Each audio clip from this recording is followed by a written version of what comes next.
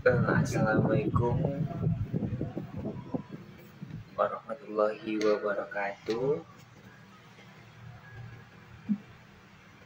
Perkenalkan, nama saya Aldi Pratama, mahasiswa Bisnis Universitas Maliku Saleh dengan NIM 2103200055.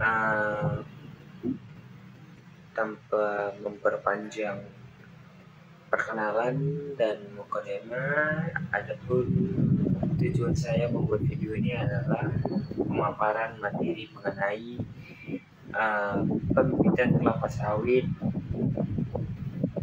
brand nursery.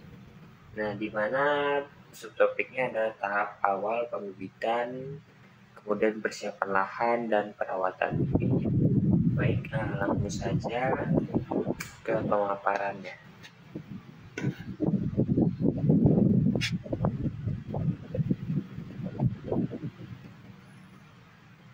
Nah, jadi pembibitan kelapa sawit pada proses brand nursery ini dilakukan selama 0 sampai 3 bulan dengan menggunakan polybag berukuran kecil atau baby bag. Nah, pada proses pembibitan kelapa sawit di brand nursery ini terdapat 10 proses, yaitu persiapan lahan, pemberian naungan, media tanam, layout, persemaian, pemupukan, pengendalian hama dan penyakit, pengendalian gulma, penyiraman seleksi, dan pengangkutan bibit. Nah, brand nursery yang pertama adalah persiapan lahan. Nah, persiapan lahan dilakukan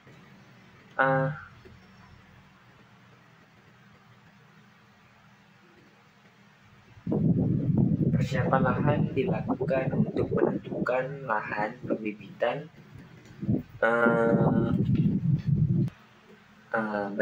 Saya ulangi. Persiapan lahan dilakukan untuk menentukan lahan pembibitan dengan memperhatikan kondisi lahan. Nah, lokasi lahan pembibitan harus dekat dengan sumber air, tanah, rata, tidak rawan banjir, mudah dijangkau, kemudian dan bebas dari gangguan hewan ternak maupun hewan liar. Sumber air hal yang utama harus diperhatikan guna mencukupi kebutuhan air pada pembibitan. Nah, kemudian masuki pemberian naungan. Nah, pemberian naungan di tahap pembibitan awal menggunakan paranet dengan kerapatan 60%, yang artinya cahaya yang masuk ke lokasi pembibitan adalah 40% dengan ketinggian tiang naungan 2 meter dari permukaan tanah. Pemberian naungan dimasukkan untuk mengatur persentase penerimaan cahaya sesuai kebutuhan pertumbuhan tanaman. Naungan yang relatif rapat dapat menciptakan kondisi iklim mikro yang cenderung terjaga dengan baik, sehingga dapat meningkatkan pertumbuhan bibit yang intensitas cahaya yang relatif sedikit. Nah, paranet adalah sebagai bahan pembuat naungan dan pelindung tanaman. Paranet atau jaring pelindung saat ini penggunaannya sudah sangat meluas, terutama untuk menaungi tanaman yang masih dalam pembibitan. Paranet dibedakan menurut tingkat kerapatan mulai dari 20% sampai 80%. Nah, pada paranet dengan kerapatan 80% mampu menghalangi matahari sebesar 80%, sehingga yang masuk ke lahan 20% saja. Kemudian kita memasuki media tanam, di mana media tanam adalah wadah untuk tempat yang digunakan untuk menumbuhkan tanaman. Nah, tempat akar atau bakal akar akan tumbuh dan berkembang pada tahap ini. Media tanam yang digunakan oleh perusahaan biasanya adalah baby bag berukuran 22 kali 14 cm dengan tebal 0,07 mm. Tanah yang digunakan adalah tanah lapisan atas atau topsoil yang gembur, subur, bersih dari potongan kayu dan banyak mengandung bahan organik dengan kelembapan tanah relatif 75 sampai 80%. Nah, tanah topsoil adalah tanah yang berada pada bagian atas permukaan bumi dan dapat ditemukan hingga mencapai kedalaman 30 cm. Nah, tanah ini mengandung bahan organik yang tinggi karena proses pelapukan bahan-bahan organik seperti dedaunan atau ranting-ranting kayu yang membusuk. Manfaat tanah topsoil ini adalah untuk memperbaiki struktur tanah dan dapat memperbaiki udara di dalam tanah serta sebagai media tumbuh yang menjadi sumber utama pemasok nutrisi kebutuhan bibit sawit yang penting untuk pertumbuhan. Nah, tanah sebelum diisi di baby bag tadi diayak dengan menggunakan ayakan dengan ukuran 1 cm dan dicampur dengan pupuk dolomit dengan dosis 2 gram per baby bag. Pupuk dolomit mengandung unsur hara kalsium oksida dan magnesium oksida, berguna untuk menyuburkan tanah dan menetralkan keasaman dan menaikkan pH tanah. Bibit kelapa sawit cocok dibudidayakan pada pH tanah 5,5 sampai dengan 7,0. Dalam pengisian tanah, ke dalam baby bag tanah harus diisi dengan ketinggian 2 cm dari bawah bibir baby bag. Pada saat menanam, kecambah ke dalam baby bag harus diperhatikan plumula atau bakal batang berwarna kekuning-kuningan dan radicula atau bakal akar berwarna keputih-putihan. Ciri-ciri kecambah yang normal adalah radicula lebih tinggi dari plumula. Radicula dan plumula tumbuh lurus serta berlawanan arah. Panjang maksimum radicula adalah 5 cm dan plumula 3 cm. Kecambah ditanam dengan plumula menghadap ke atas dan radicula ke bawah sedalam 2 sampai 3 cm. Kemudian masuk ke layout persemaian. Nah, layout persemaian ini adalah suatu tempat yang digunakan untuk memproduksi bibit tanaman kelapa sawit yang siap ditanam untuk periode kegiatan penanaman tertentu. Nah, baby bag berisi tanah disusun rapat dan rapi membentuk bedengan dengan ukuran 12 kantong melebar. Ini maksudnya lebar 12 kantong bertujuan untuk memudahkan perawatan dan pengendalian gulma dalam drainase. Karena panjang rata-rata tangan orang dewasa di Indonesia hanya dapat mencapai 6 kantong baby bag dari setiap sisi. Nah, dan panjangnya tergantung pada jumlah bibit per nomor kelompok kategori. Pinggir bedengan diberi palang kayu atau disemen agar baby bag tidak tumbang. Antara bedengan disediakan jalan kontrol 50 cm. Memanjangkan persemaian, setiap bedengan dilengkapi dengan papan nama yang berisi jenis tanaman, jumlah, dan tanggal persemaian. Kegiatan persemaian secara lengkap meliputi penyiraman, perumputan, dan pemupukan, pemberantasan hama dan penyakit. Kemudian kita memasuki tahap pemupukan. Nah, tahap pemupukan ini dilaksanakan pada periode umur bibit 1 sampai 3 bulan. Nah, pemupukan dilakukan pada saat bibit berumur 4 minggu setelah tanam, yaitu ketika bibit memiliki satu helai daun berwarna hijau tua. Standar pupuk yang diberikan biasanya pada permaisuri adalah pupuk urea dan pupuk NPK MJ dengan perbandingan 15-15-64 atau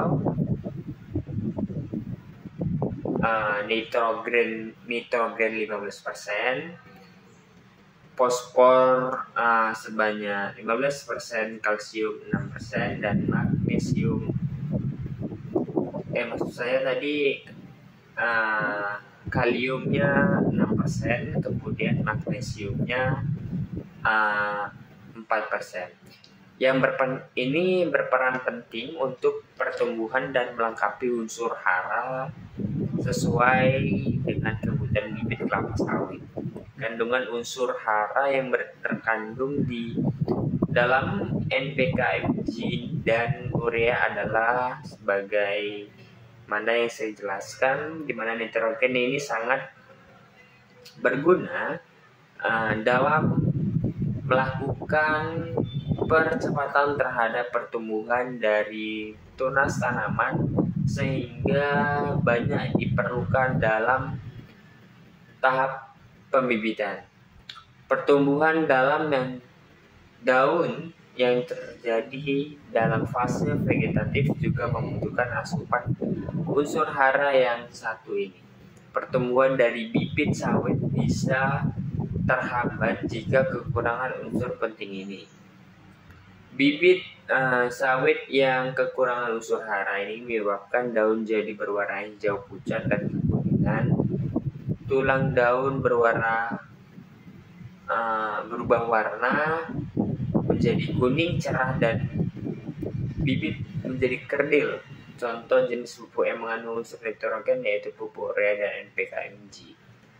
Kemudian ada fosfor, di mana kegunaan ini membantu fotosintesis di bagian daun.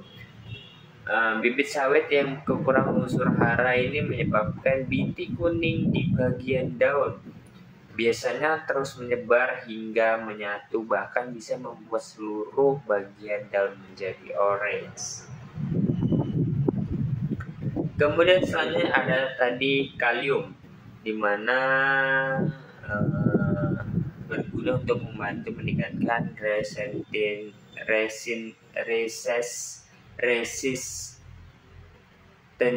resistensi tanaman terhadap kekeringan, racun, dan hama. Unsur kalium juga mengatur fungsi stomata pada daun dan berperan penting dalam penyerangan fotosintesis.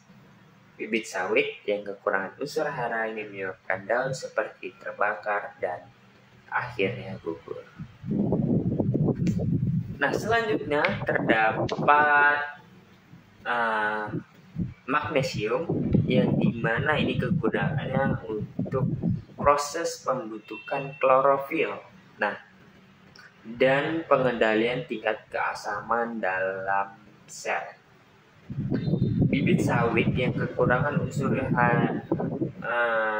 unsur ini menyebabkan ujung daun berwarna kekuning-kuningan ketika terkena sinar matahari. Semakin lama, daun tersebut bisa berubah menjadi warna coklat, bahkan sampai bisa kering. Nah, cara aplikasi pupuk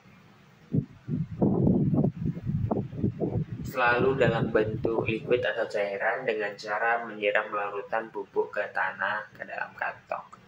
Pengaplikasian pupuk tidak boleh diaplikasikan dalam bentuk granular atau butiran karena dapat menyebabkan kerugian dengan efek kontak atau terbakar pada tanaman.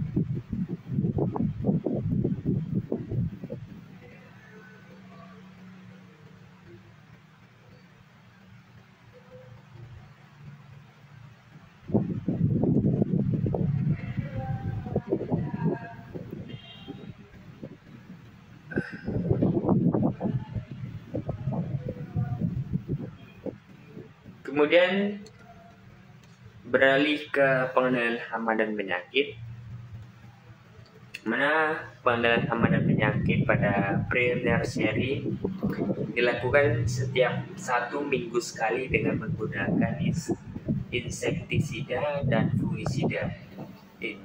Insektisida yang digunakan dengan merek dagang Santador berfungsi untuk membasmi hama yang menyerang bibit pre-nursery antara lain belalang,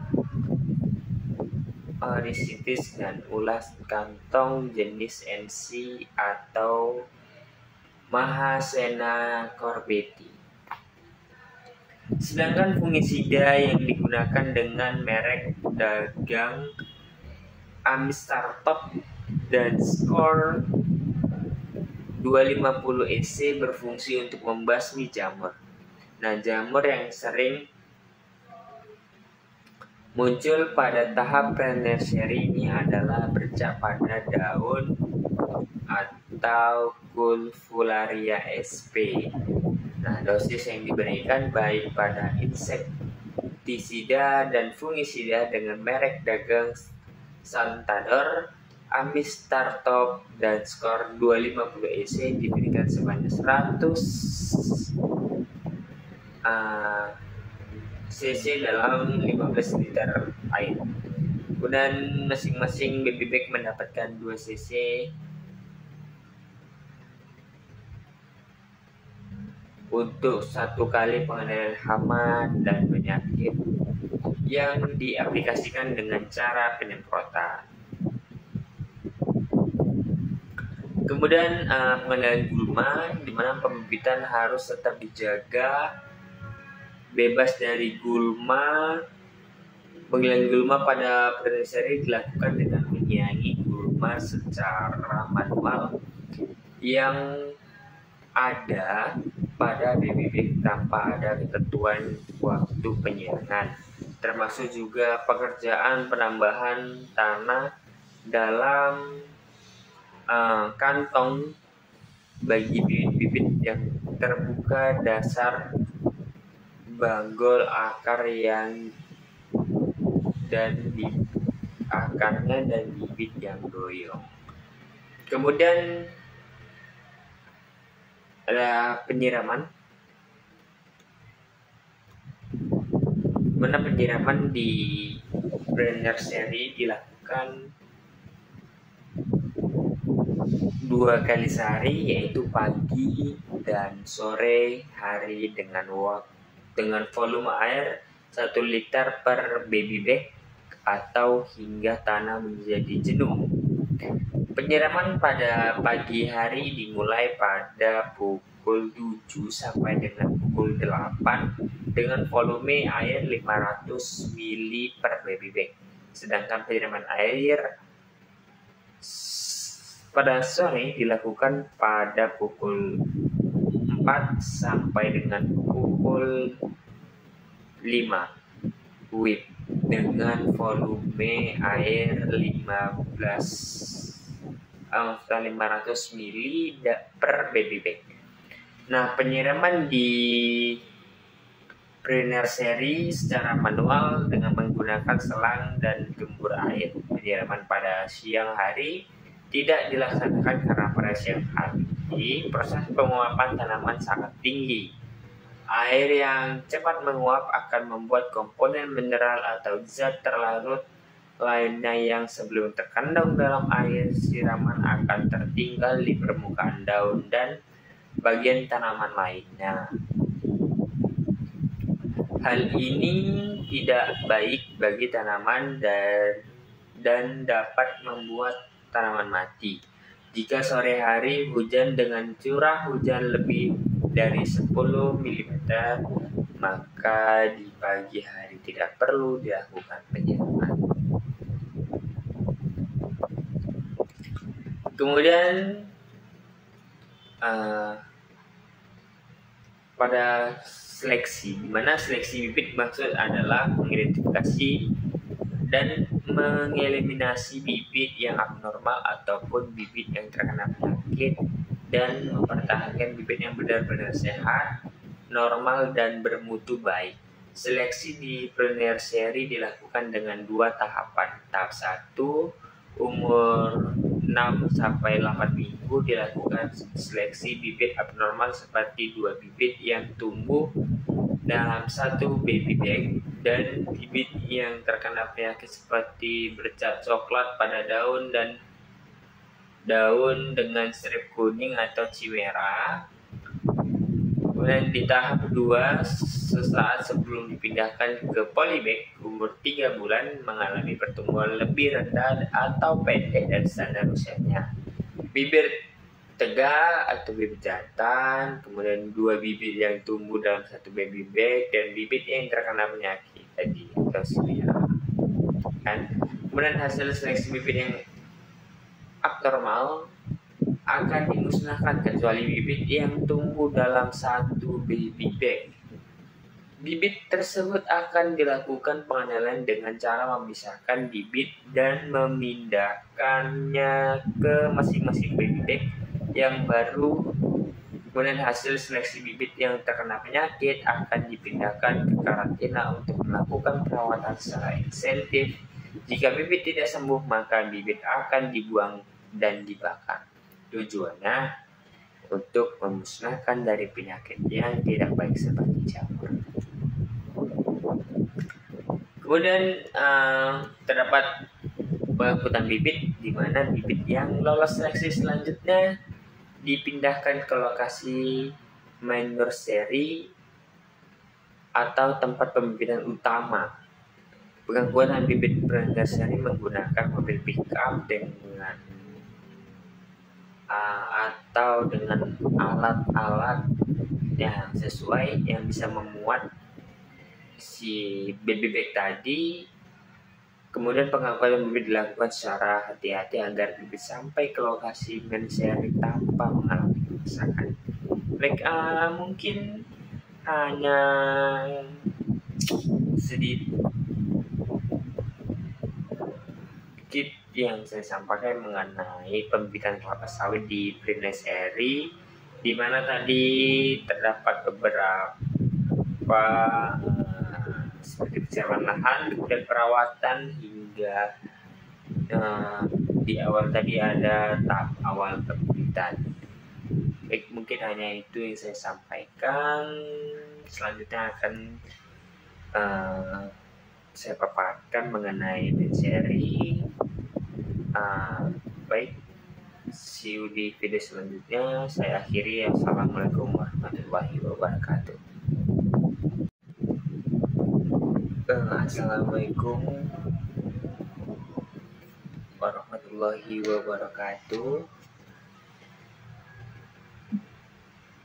Perkenalkan, nama saya Aldi Pratama, mahasiswa bisnis Universitas Malik Saleh dengan NIM 2103200055.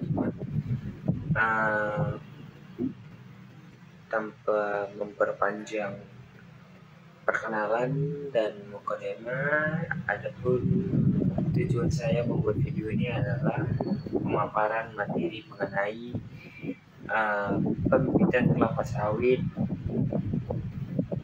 brand nursery. Nah, di mana subtopiknya adalah tahap awal pembibitan, kemudian persiapan lahan dan perawatan bibit. Baik, langsung saja ke pemaparannya.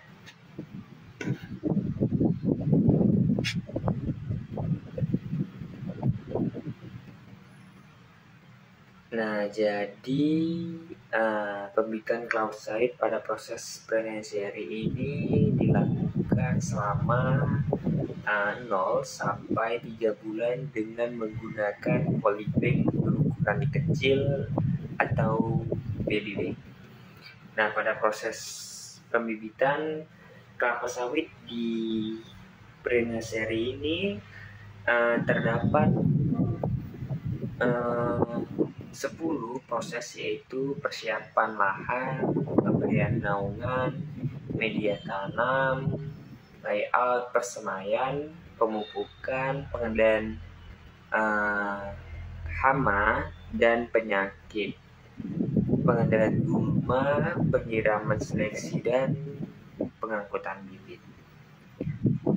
Nah, pada seri yang pertama adalah persiapan lahan. Nah, persiapan lahan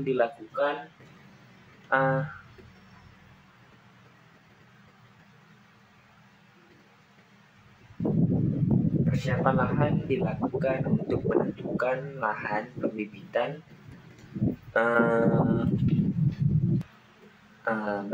Saya lagi. Persiapan lahan dilakukan untuk menentukan lahan pembibitan dengan memperhatikan kondisi lahan. Nah, lokasi lahan pembibitan harus dekat dengan sumber air, tanah, rata, tidak rawan banjir, mudah dijangkau, kemudian dan bebas dari gangguan hewan ternak maupun hewan liar. Sumber air hal yang utama harus diperhatikan guna mencukupi kebutuhan air pada pembibitan. Nah, kemudian masuki pemberian naungan. Nah, pemberian naungan di tahap pembibitan awal menggunakan paranet dengan kerapatan 60%, yang artinya cahaya yang masuk ke lokasi pembibitan adalah 40% dengan ketinggian tiang naungan 2 meter dari permukaan tanah. Pemberian naungan dimasukkan untuk mengatur persentase penerimaan cahaya sesuai kebutuhan pertumbuhan tanaman. Naungan yang relatif rapat dapat menciptakan kondisi iklim mikro yang cenderung terjaga dengan baik, sehingga dapat meningkatkan pertumbuhan bibit yang intensitas cahaya yang relatif sedikit. Nah, paranet adalah sebagai bahan pembuat naungan dan pelindung tanaman. Paranet atau jaring pelindung saat ini penggunaannya sudah sangat meluas, terutama untuk menaungi tanaman yang masih dalam pembibitan. Paranet dibedakan menurut tingkat kerapatan mulai dari 20% sampai 80%. Nah, pada paranet dengan kerapatan 80% mampu menghalangi matahari sebesar 80%, sehingga yang masuk ke lahan 20% saja. Kemudian kita memasuki media tanam, di mana media tanam adalah wadah untuk tempat yang digunakan untuk menumbuhkan tanaman. Nah, tempat akar atau bakal akar akan tumbuh dan berkembang pada tahap ini. Media tanam yang digunakan oleh perusahaan biasanya adalah baby bag berukuran 22 kali 14 cm dengan tebal 0,07 mm. Tanah yang digunakan adalah tanah lapisan atas atau topsoil yang gembur, subur, bersih dari potongan kayu, dan banyak mengandung bahan organik dengan kelembapan tanah relatif 75-80%. Nah, tanah topsoil adalah tanah yang berada pada bagian atas permukaan bumi dan dapat ditemukan hingga mencapai kedalaman 30 cm. Nah, tanah ini mengandung bahan organik yang tinggi karena proses pelapukan bahan-bahan organik seperti dedaunan atau ranting-ranting kayu yang membusuk. Manfaat tanah topsoil ini adalah untuk memperbaiki struktur tanah dan dapat memperbaiki udara di dalam tanah serta sebagai media tumbuh yang menjadi sumber utama pemasok nutrisi kebutuhan bibit sawit yang penting untuk pertumbuhan. Nah, tanah sebelum diisi di baby bag tadi diayak dengan menggunakan ayakan dengan ukuran 1 cm dan dicampur dengan pupuk dolomit dengan dosis 2 gram per baby bag. Pupuk dolomit mengandung unsur hara kalsium oksida dan magnesium oksida, berguna untuk menyuburkan tanah dan menetralkan keasaman dan menaikkan pH tanah. Bibit kelapa sawit cocok dibudidayakan pada pH tanah 5,5 sampai dengan 7,0. Dalam pengisian tanah, ke dalam baby bag tanah harus diisi dengan ketinggian 2 cm dari bawah bibir baby bag. Pada saat menanam, kecambah ke dalam baby bag harus diperhatikan plumula atau bakal batang berwarna kekuning-kuningan dan radicula atau bakal akar berwarna keputih-putihan. Ciri-ciri kecambah yang normal adalah radicula lebih tinggi dari plumula. Radicula dan plumula tumbuh lurus serta berlawanan arah.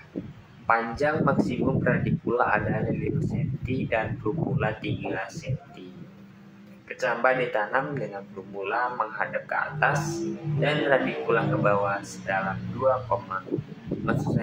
sampai 3 cm. Kemudian masuk ke layout persemaian. Nah, layout persemaian ini adalah suatu tempat yang digunakan untuk memproduksi bibit tanaman kelapa sawit yang siap ditanam untuk periode kegiatan penanaman tertentu. Nah, baby bag berisi tanah disusun rapat dan rapi membentuk bedengan dengan ukuran 12 kantong lebar.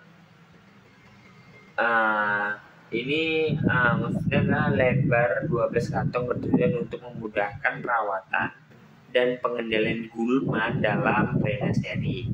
Karena panjang rata-rata tangan orang dewasa di Indonesia hanya dapat mencapai 6 kantong baby bag dari setiap sisi. Nah, dan panjangnya tergantung pada jumlah bibit per nomor kelompok kategori. Pinggir bedengan diberi palang kayu atau disemen agar baby bag tidak tumbang. Antara bedengan disediakan jalan kontrol 50 cm. Memanjangkan persemaian. Setiap bedengan dilengkapi dengan papan nama yang berisi jenis tanaman, jumlah, dan tanggal persemaian. Kegiatan persemaian secara lengkap meliputi penyiraman, perumputan, dan pemupukan, pemberantasan hama dan penyakit. Kemudian kita memasuki tahap pemupukan. Nah, tahap pemupukan ini dilaksanakan pada periode umur bibit 1 sampai 3 bulan. Nah, pemupukan dilakukan pada saat bibit berumur 4 minggu setelah tanam, yaitu ketika bibit memiliki satu helai daun berwarna hijau tua. Standar pupuk yang diberikan biasanya pada Promeseri adalah pupuk urea dan pupuk NPK MJ dengan perbandingan 15-15-64 atau nitrogen 15%, fosfor sebanyak 15%, kalsium 6%, dan magnesium maksud saya tadi kaliumnya 6%, kemudian magnesiumnya 4%. Ini berperan penting untuk pertumbuhan dan melengkapi unsur hara sesuai dengan kebutuhan bibit kelapa sawit. Kandungan unsur hara yang terkandung di dalam NPK, MG, dan urea adalah sebagai mana yang saya jelaskan, di mana nitrogen ini sangat berguna dalam melakukan percepatan terhadap pertumbuhan dari tunas tanaman sehingga banyak diperlukan dalam tahap pembibitan. Pertumbuhan dalam daun yang terjadi dalam fase vegetatif juga membutuhkan asupan unsur hara yang satu ini. Pertumbuhan dari bibit sawit bisa terhambat jika kekurangan unsur penting ini. Bibit sawit yang kekurangan unsur hara ini menyebabkan daun jadi berwarna hijau pucat dan kekuningan, tulang daun berubah warna menjadi kuning cerah dan bibit menjadi kerdil. Contoh jenis pupuk yang mengandung unsur nitrogen yaitu pupuk urea dan NPK Mg. Kemudian ada fosfor, di mana kegunaan ini membantu fotosintesis di bagian daun. Bibit sawit yang kekurangan unsur hara ini menyebabkan bintik kuning di bagian daun. Biasanya terus menyebar hingga menyatu, bahkan bisa membuat seluruh bagian daun menjadi orange. Kemudian selanjutnya ada tadi kalium, di mana berguna untuk membantu meningkatkan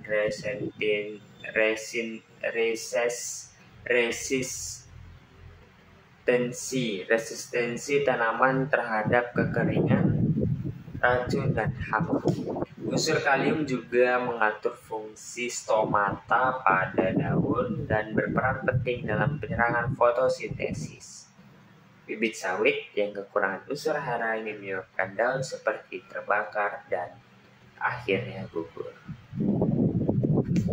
Nah, selanjutnya terdapat magnesium, yang dimana ini kegunaannya untuk proses pembentukan klorofil. Nah, dan pengendalian tingkat keasaman dalam sel. Bibit sawit yang kekurangan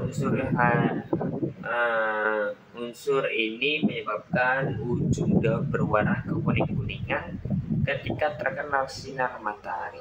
Semakin lama, daun tersebut bisa berubah menjadi warna coklat, bahkan sampai bisa kering. Nah, cara aplikasi pupuk selalu dalam bentuk liquid atau cairan dengan cara menyiram larutan pupuk ke tanah ke dalam kantong. Pengaplikasian pupuk tidak boleh diaplikasikan dalam bentuk granular atau butiran karena dapat menyebabkan kerugian dengan efek kontak atau terbakar pada tanaman.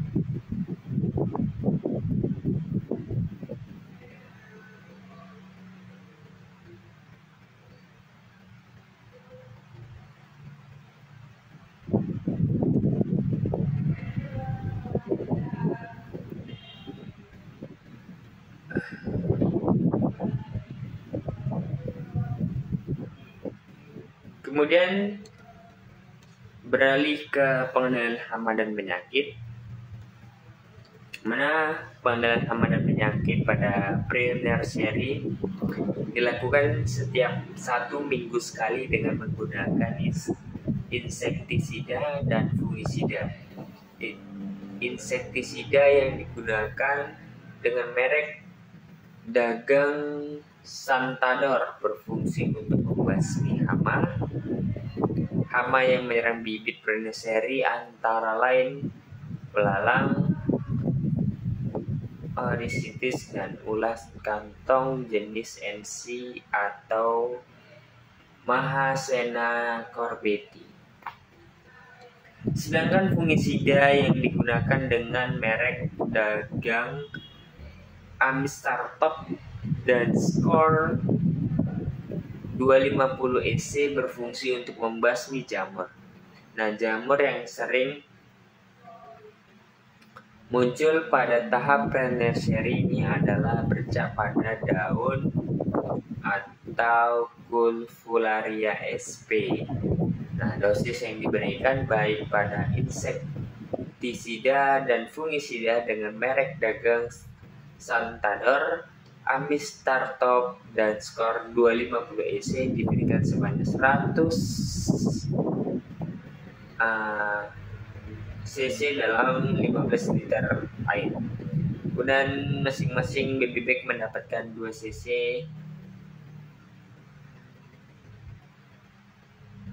untuk satu kali pengendalian hama dan penyakit yang diaplikasikan dengan cara penyemprotan. Kemudian pengendalian gulma, di mana pembibitan harus tetap dijaga bebas dari gulma. Pengendalian gulma pada petani dilakukan dengan menyiangi gulma secara manual yang ada pada baby bag tanpa ada ketentuan waktu penyiangan, termasuk juga pekerjaan penambahan tanah dalam kantong bagi bibit-bibit yang terbuka dasar banggol akar yang akarnya dan bibit yang doyong. Kemudian ada penyiraman. Mana penyiraman di nursery dilakukan 2 kali sehari, yaitu pagi dan sore hari dengan volume air 1 liter per baby bag atau hingga tanah menjadi jenuh. Penyiraman pada pagi hari dimulai pada pukul 7 sampai dengan pukul 8 dengan volume air 500 ml per baby bag. Sedangkan penyiraman air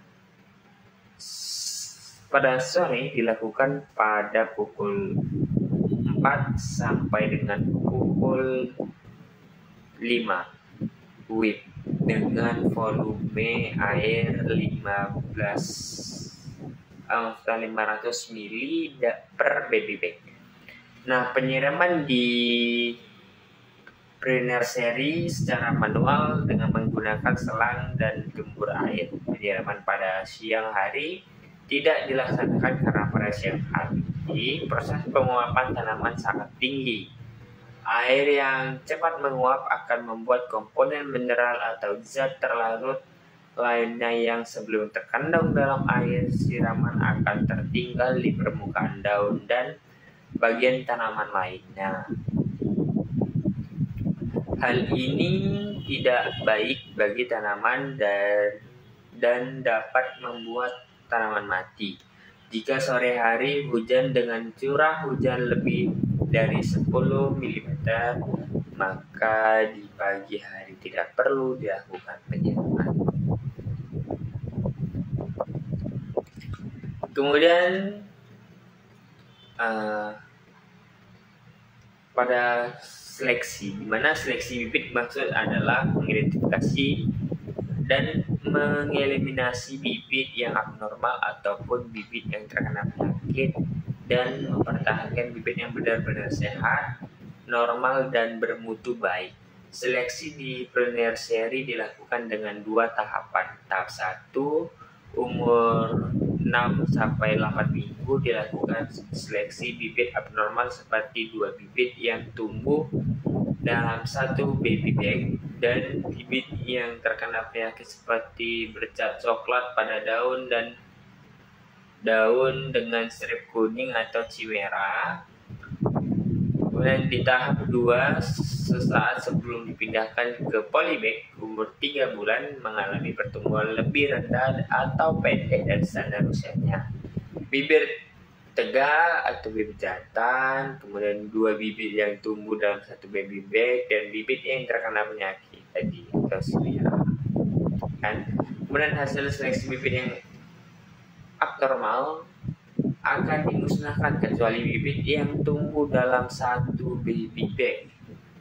Bibit tersebut akan dilakukan pengendalian dengan cara memisahkan bibit dan memindahkannya ke masing-masing baby bag yang baru. Kemudian hasil seleksi bibit yang terkena penyakit akan dipindahkan ke karantina untuk melakukan perawatan secara intensif. Jika bibit tidak sembuh, maka bibit akan dibuang dan dibakar. Tujuannya untuk memusnahkan dari penyakit yang tidak baik seperti jamur. Kemudian terdapat pengangkutan bibit, di mana bibit yang lolos seleksi selanjutnya dipindahkan ke lokasi main nursery atau tempat pembibitan utama. Pengakuan bibit nursery menggunakan mobil pickup dengan atau dengan alat-alat yang sesuai yang bisa memuat si bibit tadi. Kemudian pengakuan bibit dilakukan secara hati-hati agar bibit sampai ke lokasi nursery tanpa mengalami kerusakan. Mungkin hanya sedikit yang saya sampaikan mengenai pembibitan kelapa sawit di pre-nursery, di mana tadi terdapat beberapa seperti persiapan lahan, kemudian perawatan hingga di awal tadi ada tahap awal pembibitan. Baik, mungkin hanya itu yang saya sampaikan. Selanjutnya akan